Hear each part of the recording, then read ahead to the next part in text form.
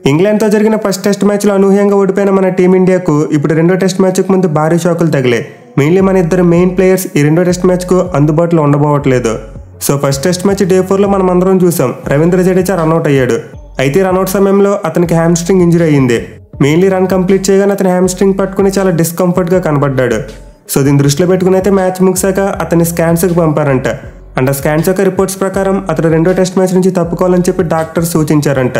So దీనివల్ల అయితే ఇప్పుడు రవీంద్ర జడేజా రెండో టెస్ట్ మ్యాచ్ నుండి అఫీషియల్గా రూల్డ్ అవుట్ అయ్యాడు. అయితే అతనితో పాటు మరో షాకింగ్ విషయం ఏంటంటే కేఎల్ రాహుల్ కూడా ఇప్పుడు రెండో టెస్ట్ మ్యాచ్ నుండి రూల్డ్ అవుట్ అయ్యాడు. సో మ్యాచ్ ఆడుతున్న టైంలో కేఎల్ రాహుల్కి ఎలాంటి ఇంజరీ కనిపించలేదు.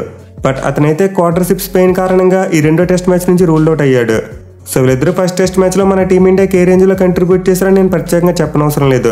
ఇద్దరు కూడా ఫస్ట్ ఇన్నింగ్స్లో 8 ఆడ్ రన్స్ కొట్టారు. అలాగే బౌలింగ్లో జడేజా వికెట్లు కూడా తీసుకున్నాడు.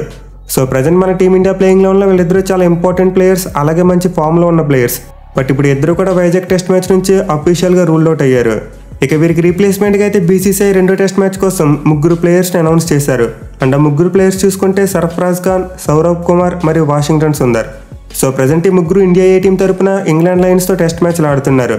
అండ్ వాటిలో వీళ్ళు బాగా పెర్ఫామ్ చేస్తున్న కారణంగానే ఇప్పుడు వీళ్ళ 3ని స్క్వాడ్లోకి పిక్ చేశారు. సో వీరిలో వాషింగ్టన్ సుందర్ గురించి అందరికీ తెలుసు, ప్రత్యేకంగా చెప్పుకోని అవసరం లేదు. అతను ఒక right arm spin bowling allrounder, just like మన రవిచంద్రన్ అశ్విన్. బట్ బ్యాటింగ్ మాత్రం లెఫ్ట్ హ్యాండ్తో చేస్తాడు. ఇక సర్ఫరాజ్ ఖాన్ పేరు కూడా చాలా మందికి తెలుసు. ఎంతో కాలంగా డొమెస్టిక్ క్రికెట్లో నిలకడగా రాణిస్తూ మన టీమిండియాలో ప్లేస్ కోసం ఎదురు చూస్తున్నాడు. సో ఎట్టకేలకైతే తన కళ నెరవేరింది, తన నిరీక్షణకు ఒక ఫుల్ స్టాప్ పడింది. అండ్ అన్ని కలిసి వస్తే అతను మోస్ట్ లైక్లీ రెండో టెస్ట్ మ్యాచ్లో డెబ్యూ కూడా చేసే అవకాశాలు ఉంటాయి. సో పర్షూర్ ఎంతో నిరీక్షణ తర్వాత సర్ఫరాజ్ ఖాన్కు మన టీమిండియాలో చోటు దక్కింది. అండ్ నిజంగా ఇది చాలా మంచి విషయం. మెయిన్లీ డొమెస్టిక్ క్రికెట్లో బాగా ఆడుతున్న ప్లేయర్స్కు ఇది ఒక బూస్ట్ లాంటిదే. ఇక 3వ ప్లేయర్ విషయానికి వస్తే సౌరవ్ కుమార్. ఇతనైతే ఒక left arm spin bowling allrounder, just like మన రవీంద్ర జడేజా. సో ఇతను కూడా ఇండియా టీం తరపున చాలా మంచిగా పెర్ఫామ్ చేస్తున్నాడు. విత్ ద బ్యాట్ రన్స్ కొట్టాడు, అలాగే with the ball 5 wicket haul కూడా తీసుకున్నాడు. సో ప్రజెంట్ మంచి ఫామ్లో ఉన్న వీళ్ళ 3ని కేవలం రెండో టెస్ట్ మ్యాచ్ కోసం మాత్రమే మన టీమిండియా స్క్వాడ్లో అనౌన్స్ చేశారు. మిగిలిన 4 మ్యాచ్లకు కాదు, కేవలం రెండో మ్యాచ్కి మాత్రమే. మిగిలిన 3 మ్యాచ్లకి మళ్ళీ కొత్త స్క్వాడ్ని అనౌన్స్ చేస్తారు. సో రెండో టెస్ట్ మ్యాచ్కి ముందు మన టీమిండియా స్క్వాడ్లో జరిగిన మార్పులు అయితే ఇవి. ఇక వీటితో పాటు మరో షాకింగ్ అప్డేట్ ఏంటంటే మన పేసెస్ జస్ప్రీత్ బుమ్రా మీద జరిమానా పడింది. సో ఇంగ్లాండ్తో జరిగిన ఫస్ట్ టెస్ట్ మ్యాచ్ డే 4ను లైవ్లో చూసిన వాళ్ళకి కొంతవరకు దీని గురించి ఐడియా ఉంటుంది. మెయిన్లీ బుమ్రా ఎప్పుడు లేని విధంగా కొంతవరకు ఫ్రస్ట్రేటింగ్ బిహేవియర్ చూపించాడు. సో డే 4లో ఇంగ్లాండ్ టీం యొక్క సెకండ్ ఇన్నింగ్స్లో ఐ థింక్ 81st ఓవర్ అనుకుంటా. ఆ ఓవర్లో ఓలీపాప్ సింగిల్ కోసం ట్రై చేసినప్పుడు బుమ్రా కొంతవరకు డెలిబరేట్గా అతని వేకి అడ్డొచ్చాడు. ఇన్ఫాక్ట్ చాలాసార్లు దీన్ని రీప్లేలో కూడా చూపించారు. సో ఈ విషయాన్ని అయితే అంపైర్ సీరియస్గా తీసుకుని మ్యాచ్ రిఫరీకి రిపోర్ట్ చేశారు.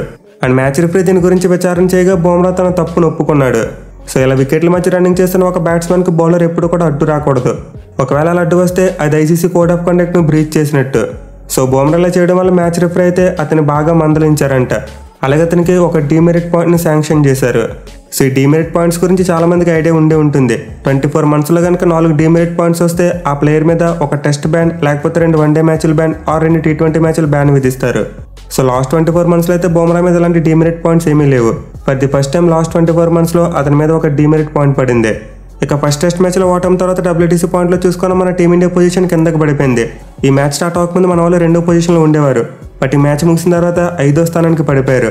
సో ప్రజెంట్ మన టీమిండియా PCT రేషియో 43.33గా ఉంది. ఒకవేళ మన వాళ్ళు ఈ సిరీస్లో ఇంకో 2-3 టెస్ట్ మ్యాచ్లు ఓడిపోతే అప్పుడు WTC ఫైనల్కి వెళ్ళడం కొంతవరకు క్లిష్టంగా మారిపోవచ్చు. సో ఫస్ట్ టెస్ట్ మ్యాచ్లో అనూహ్య ఓటమి తర్వాత మన టీమిండియాకి అయితే చాలా ఎదురు దెబ్బలు తగిలాయి. చూడాలి మరి వీటన్నిటి నుండి కోలుకుని మన వాళ్ళు సెకండ్ టెస్ట్ మ్యాచ్ కోసం ఎలా ప్రిపేర్ అయ్యి వస్తారు అనేది.